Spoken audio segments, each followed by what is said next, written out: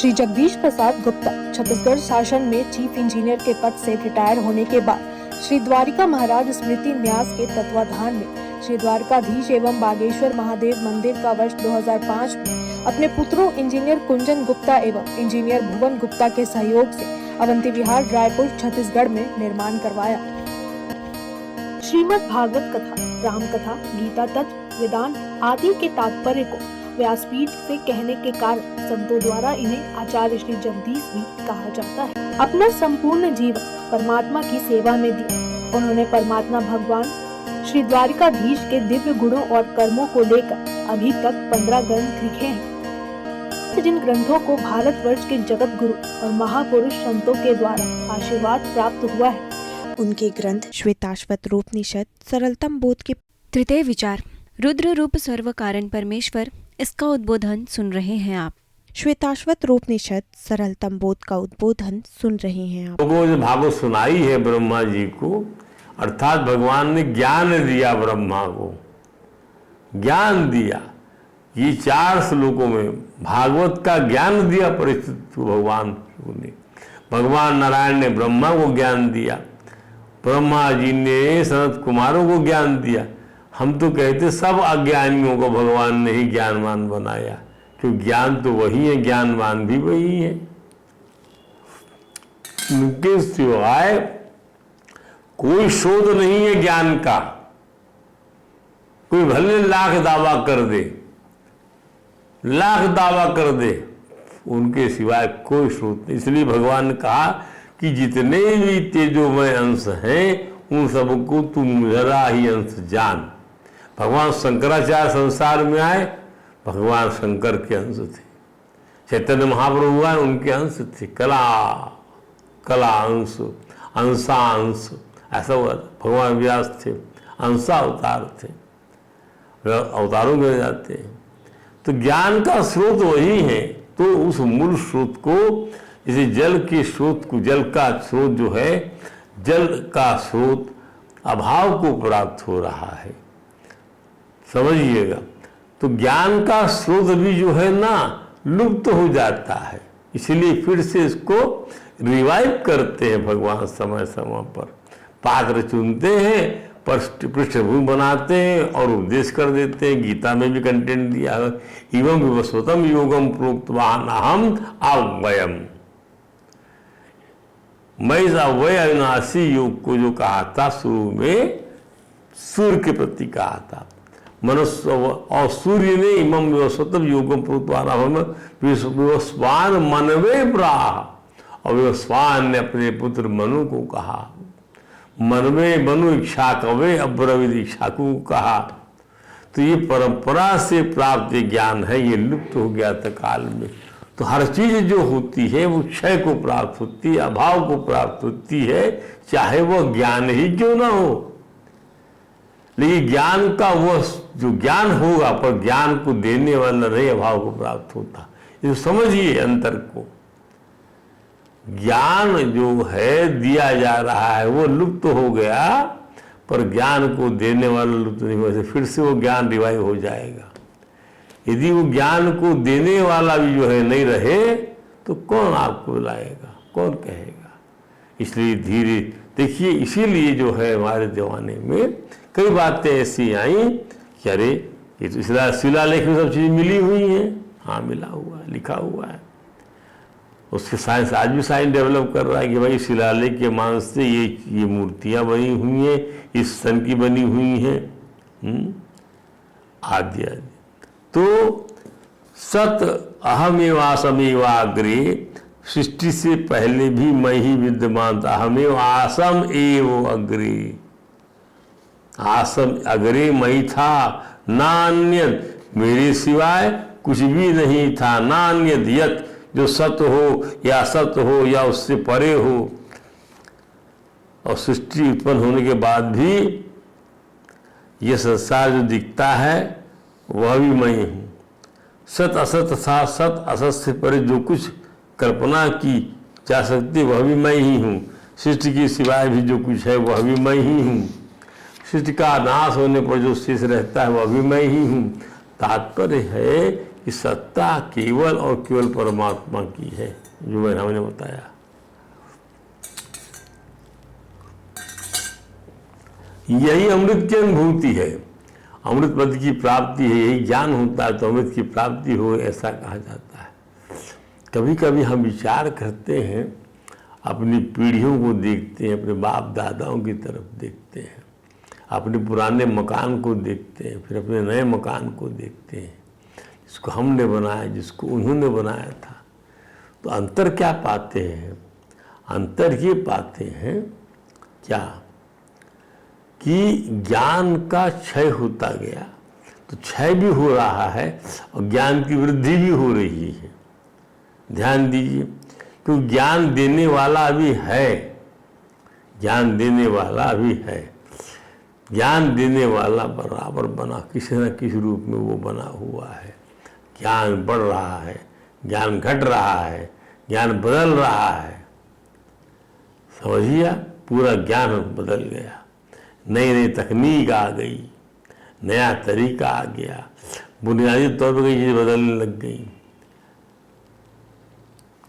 तात्पर्य सत्ता केवल केवल परमात्मा की है, यही अमृत अनुभूति है, अमृत पद की प्राप्ति, यही ज्ञान होता तो अमृत की प्राप्ति हुई।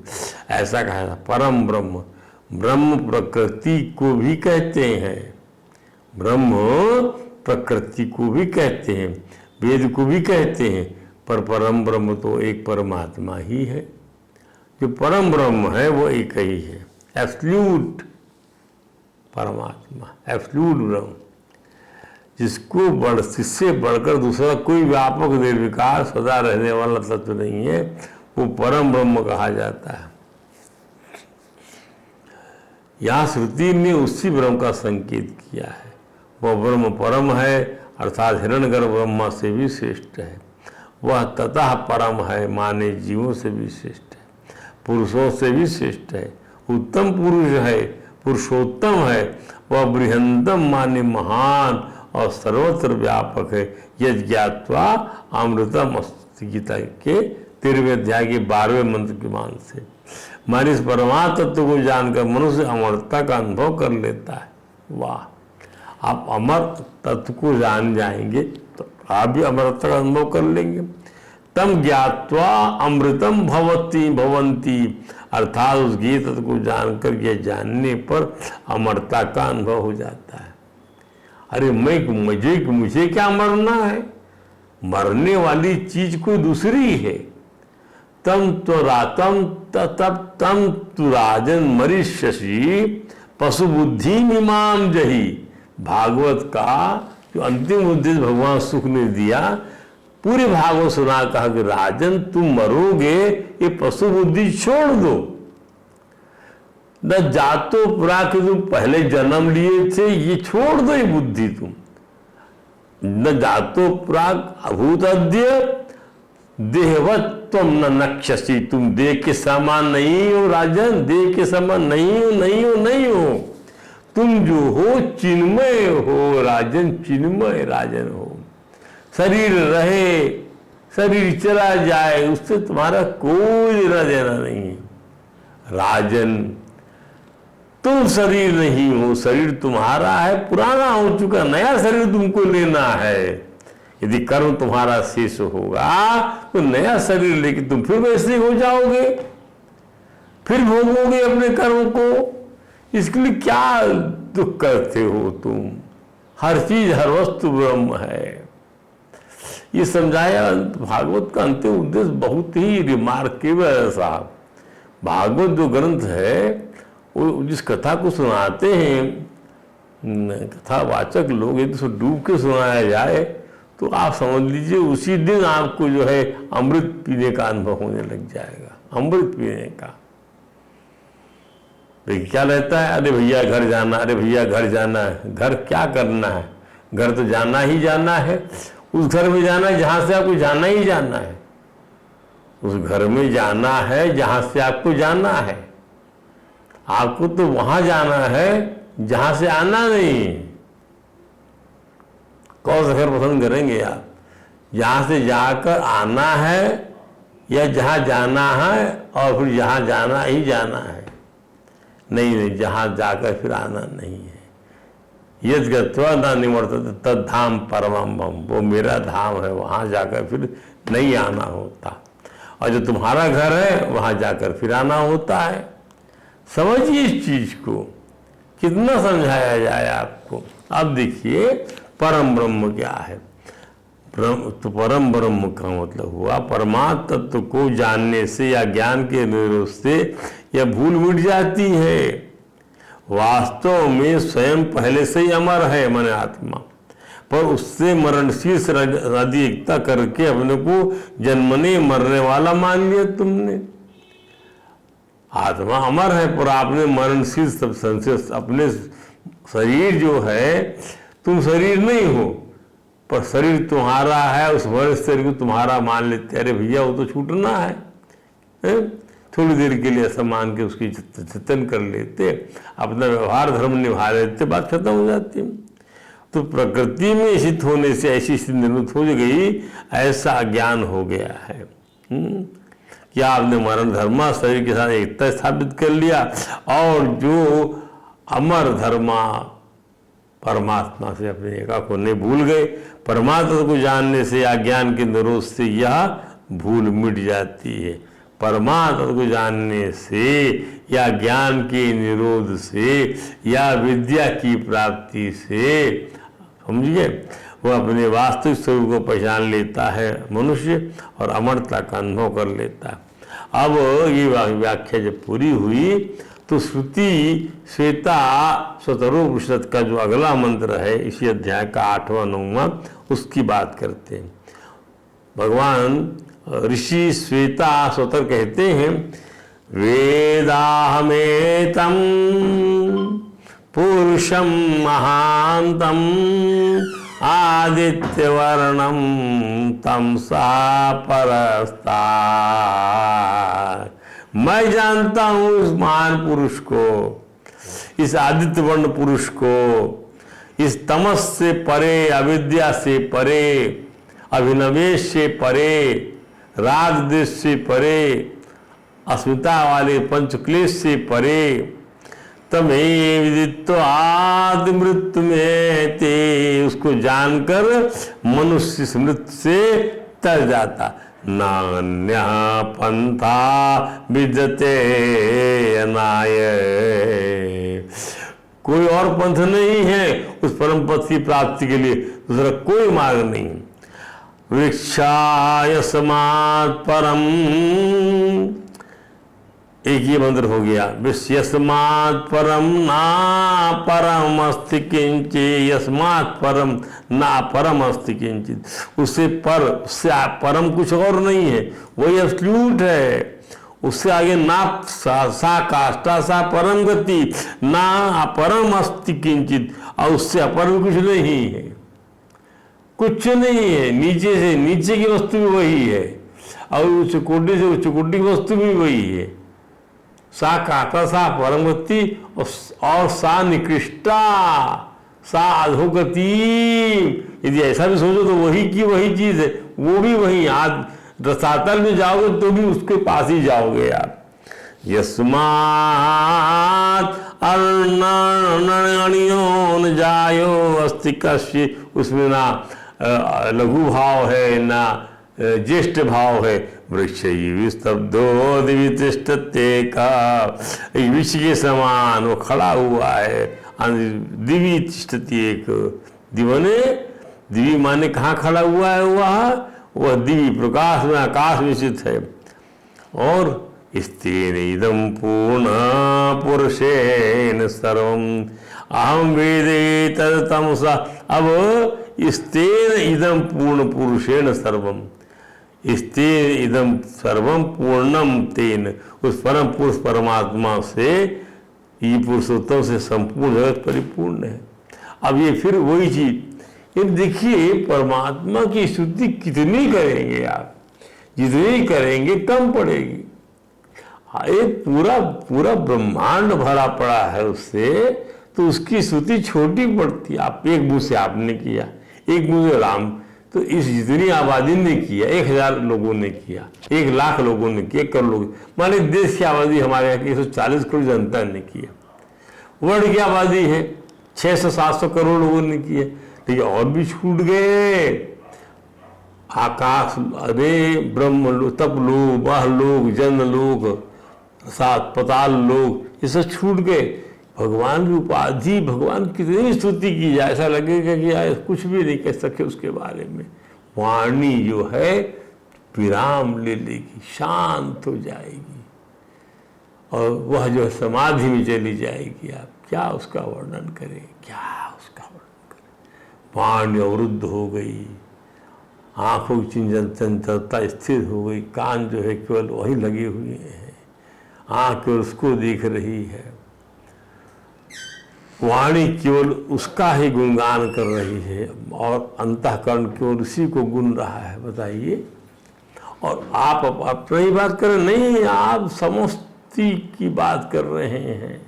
सारी समष्टि आप में समाई हुई है। आप समष्टि को रिप्रेजेंट कर रहे हैं। क्यों? कि आप ही अग्नि बन गए, आप ही वायु बन गए, आप ही जल बन गए, आप ही पृथ्वी बन गए, आप ही तेज बन गए। इसीलिए समझाया जाता है, जब ध्यान करो तो ऐसे ध्यान करो। अब आप परमात्मा में रमण करने लगे, जब परमात्मा में रमण करने लगे तो फिर आपको बोलना पड़ेगा राधे राधे राधे, राधे बिन कृष्ण आधे आधे आधे। अब आइए इस श्रुति का मंत्र, हम उसकी विवेचना एक पद की। वेदाहमेतम, मैं इनको जानता हूं जो अविद्या रूप अंधकार से परे हैं।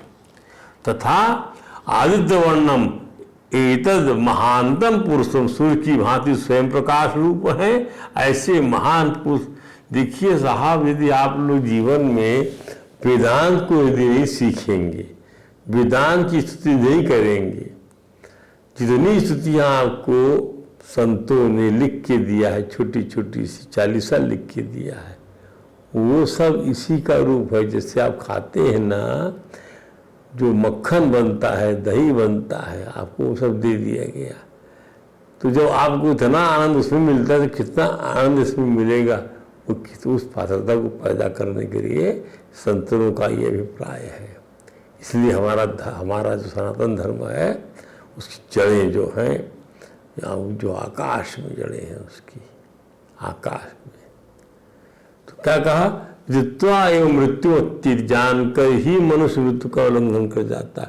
अति एति अयनाय अन्य पंथा न विद्यते, उस परम पद की प्राप्ति के लिए, अयनाय इस पद की प्राप्ति के लिए और कोई मार्ग नहीं है। उसको जानना ही है, जानने के अलावा और कोई मार्ग नहीं है।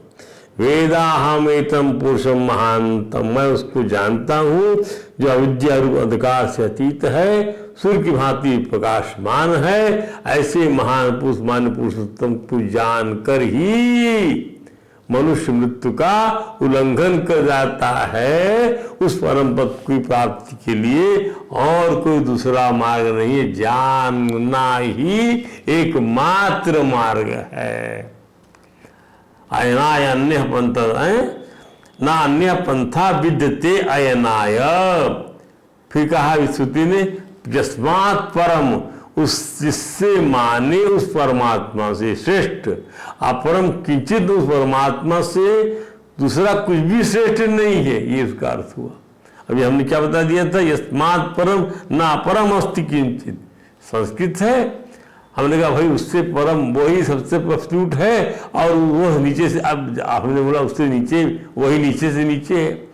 इसका अर्थ क्या? वही नीचे से नीचे, नीचे से नीचे भी तुलना करने बैठोगे ना, तो उससे बढ़कर उसके वही मिलेगा आपको, हर जगह वही मिलेगा, क्योंकि श्रेष्ठता का भाव ही खत्म हो जाता है साहब। ऐसा अर्थ भी हो जाता है, उससे बढ़कर उसके माने दूसरा कुछ भी ना। यस्मात् परम अपरम किंचित नास्ति, यस्मात् कश्चित नान्यः, उससे बढ़कर कोई भी न तो अधिक सूक्ष्म है और न महान ही न जायो अस्ति। एका वृक्षायु स्तब्धा, वह अकेले ही वृक्ष के समान निश्चल भाव से प्रकाश में आकाश में स्थित है। द्वितीय पुरुषेण इदम सर्वम पूर्ण, उस परम पुरुष परमात्मा से यह संपूर्ण जगत परिपूर्ण है। अब फिर चलते, वेदाहम एतम पुरुषम महांतम, वेदाहम एतम पुरुषम महांतम। हम अपनी दिनचर्या में अपनी उपाधियों दोहराते रहते हैं कि मैं कलेक्टर हूँ, मैं बहुत बड़ा अफसर हूँ, मैं प्रेस से संबंधित हूँ, मेरे पास में तमाम किस्म के चैनल हैं आदि आदि, मैं सन्यासी हूँ, मैं सेठ हूँ, मैं नौकर हूँ आदि आदि। पर हम कभी गर्व से नहीं कहते कि हम ज्ञान स्वरूप ब्रह्म हैं, हम ज्ञान स्वरूप ब्रह्म हैं। इसलिए यहाँ विधान कहता है कि लज्जा त्याग कर अपने ज्ञान पाने की उपाधि का त्याग करो। वेदाहमेतम पुरुषम महांतम, मैं जानता हूँ इस परम पुरुष को, और स्वयं में ज्ञानी पने का आरोपण करो। स्वामी कन्नानंद जी कहते हैं कि अध्यारोपापवादाभ्याम निष्प्रपंचम प्रपंचते, मैं अपने में ज्ञानी पने का अध्यारोप करता हूँ। क्या कि मैं इस पुरुष को जानता हूँ, ज्ञानी पने का आरोपण कर रहा हूँ। मैं यह साक्षात अपरोक्ष है। महावाक्य में अयम आत्मा ब्रह्म कहा गया है। यहाँ एतम माने अयम है, एतम माने अयम, एतम वेदाम, एतम माने अयम पुरुषम महांतम। इस आत्मा को मैं जानता हूँ, इस परमेश्वर को मैं जानता हूँ, यह महान परमात्मा सब ओ के हृदय में विद्वान। देखिए हम क्यों ना कहें ऐसा कि हम इसको जानते हैं, जानकर हम क्या बताना, किसको हम समझाना है। अरे भाई जो मैं जानता हूं तू भी जानता है उसको, मैं जानता हूं उसको तू भी जानता है। बोले मैं क्या जानता हूं, बोले मैं कैसे जानता हूं, बोले मैं बस जान गया, मैं अपने आनंद में डूबा हुआ हूं। अब वही तमाम चीजें हो रही, बोला हो रही होगी, मैं जानता हूं बस, मैं जानता हूं बस। तो वेदाम एतम पुरुषम महांतम आदित्यवर्णम तमसः परस्तात् तमेव युक्ताधिवृत्तिमेति न अन्य पंथा विद्यते अनाय, उसके बिना और कोई तरीका नहीं। अनेक में एक है, उसकी महानता क्या कहने। देश काल वस्तु से अपरिचिन्न, सजाति विजाति स्वगुण भेद से रहित अखंड सच्चिदानंद वस्तु ब्रह्म है। आदित्य वर्णम तमसा परस्तात्, परमात्मा की वस्तु है, उनका आधार रूप से वर्णन होता है, प्रकाश रूप से वर्णन होता है, सर्वरूप में वर्णन होता है। यहाँ प्रकाश रूप वर्णन प्रासंगिक है। गीता में परमात्मा के लिए कहा गया ज्योतिषाम अपनी तज्ज्योति तमसा परम उच्यते, ज्योति नाम प्रकाश का है, ज्ञान का है, अर्थात जिनसे प्रकाश मिलता है, ज्ञान होता है, ये सभी ज्योति हैं। देखिए जिनसे प्रकाश मिलता है, ज्ञान होता है, सब ज्योति। तो ज्योतिषाम अपनी तज्ज्योति, ज्योतियों की ज्योति है, ज्योतियों में ज्योति है। भौतिक पदार्थ सूर्य, चंद्र, नक्षत्र, तारा, अग्नि, विद्युत आदि के प्रकाश में दिखते हैं।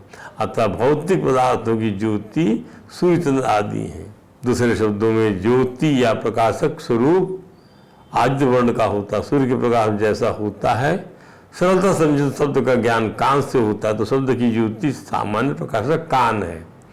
दूसरे शब्दों में ज्ञान के लिए कान आदित्य वर्ण है।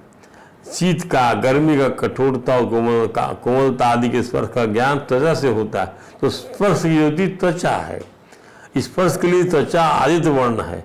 रंग रूप का ज्ञान नेत्रों से होता है, रूप की ज्योति नेत्र है, प्रकाशक है। रूप के ज्ञान के लिए नेत्र आदित्य वर्ण है। इसी प्रकार रस की ज्योति जीवा है, गंध की नाक, इन पांचों इंद्रियों से शब्दादि पांचों विषयों का ज्ञान होता है।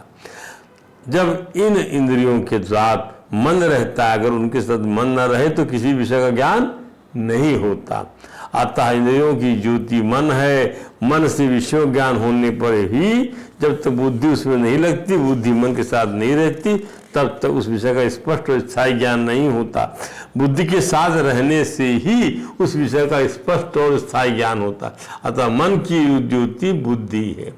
बुद्धि से कर्तव्य, अकर्तव्य, सत्य, असत्य, नित्य अनित्य का ज्ञान होने पर भी अगर स्वयं उसको धारण नहीं करता, यानी आत्मा कर्ता के रूप में, तो बौद्धिक ज्ञान ही रह जाता है। वो ज्ञान जीवन में आचरण में नहीं आता। ये बात स्वयं में नहीं बैठती, तो जो बात स्वयं में बैठ जाती है वह फिर कभी नहीं जाती। अतः बुद्धि की ज्योति स्वयं है, स्वयं ही आदित्य वर्ण है, सूर्य की भांति स्वयं प्रकाश स्वरूप है, स्वयं भी परमात्मा का अंश है, परमात्मा अंशी है, स्वयं में ज्ञान प्रकाश परमात्मा से ही आता है। अतः जो स्वयं की ज्योति परमात्मा है, परमात्मा महान और आदित्य वर्ण है, स्वयं प्रकाश है और उसे कोई प्रकाशित नहीं कर सकता। शेष व्याख्या हम कल बताएंगे। हरे राम राम राम हरे हरे, हरे कृष्ण कृष्ण कृष्ण हरे हरे।